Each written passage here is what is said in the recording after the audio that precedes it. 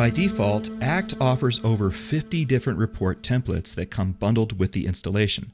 But even a list this long can't cover every specialized report that we might want. Sometimes we need to create a new report template to fill a customized or a more complex request. For example, let's say that I regularly view my contact list to identify which ones are my hottest prospects. Now, I might do this every quarter and sometimes as often as every month.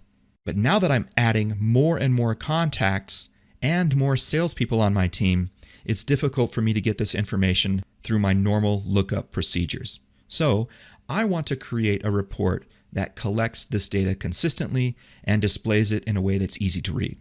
What we're going to do in this video is create a custom report that displays contact status for my contact list.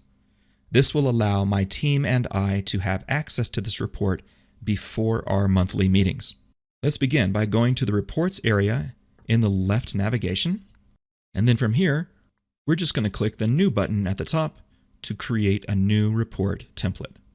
Now this opens up the Report Designer, and this lists all of the current templates available from which I can modify to create a new report template. Since I want to create a report based on contact status, I'm going to select Contact Reports on the left, and then for the template, I'm going to choose Contact Status Report. Now I'll click OK. This shows me the contact status template. And so before I do anything else, I want to save this as a new template so that I can preserve the original contact template that we see here. So I'm going to click Save As, and the name of this report is going to be Cloudwalker Contact Status. And now I'll click Save. We may as well begin by changing the report title from Contact Status to Cloudwalker Contact Status. As you can see, I'll need to stretch this label so that the whole title appears. Now, the section below, which is called Section 3, contains some good information, but I'd like to change it from sorting by contact to sort by status. So, in my Edit menu, I'm going to choose Define Sections. And now I'm going to highlight Section 3, and I still want to look at contact record types, so I'm going to leave contact selected here, but instead of sorting them by contact, I'm going to change it so that it sorts by ID status. And now I'll click OK. Notice now that Section 3 has changed to C for a report of contacts, but now it's sorted by ID status. Next, I want to create a header for each section. And so looking at this layout, we can see that there is already a Section 3 header created, but there's no content beneath it. It immediately goes right into the details. So if I position my mouse between the Section 3 header and the detail bar, along this thin line, my cursor changes to allow me to stretch the section vertically. Now from the toolbox on the left, I'm going to click the Field button to highlight it, and then I'm going to click and drag a wide rectangle in the Section 3 header area. Once I release the mouse button, the Select Field window appears, and ACT wants to know what kind of field this is going to be. So leaving the contact as the record type, I'm going to scroll down and locate ID status, because that is how this section is going to be grouped. I'm going to remove the label from here, and now I'll click Add. I can see the ID status field appears in my header, so I'll click Close. Now as a header, I want this to appear a little bit more prominent.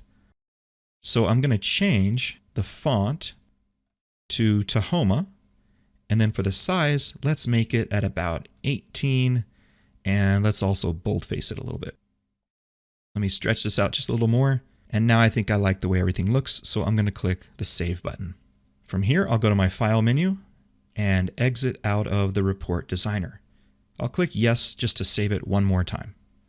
Now I can see that my new report appears in my list, but before running this report, let's do a lookup on all contacts who at least have something in their ID status field. So from my lookup menu at the top, I'm going to look up contacts, And for the field, I want ID status, and I just want it to contain some data. It doesn't really matter what that field contains as long as there's something in the field. This current lookup now shows every contact record that has something listed in the ID status field. Now let's run our new report to see how it looks.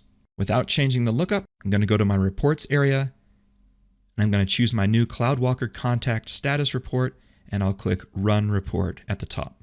In the Define Filters screen, I definitely want to preview this report because I'd like to see it before I print it, and I'm obviously going to use the current lookup that I just created. Down at the bottom, I definitely want to exclude my own record. So now I'll click OK. This brings up the preview, so let's maximize it, and then we'll use the zoom tool to zoom in just a little bit.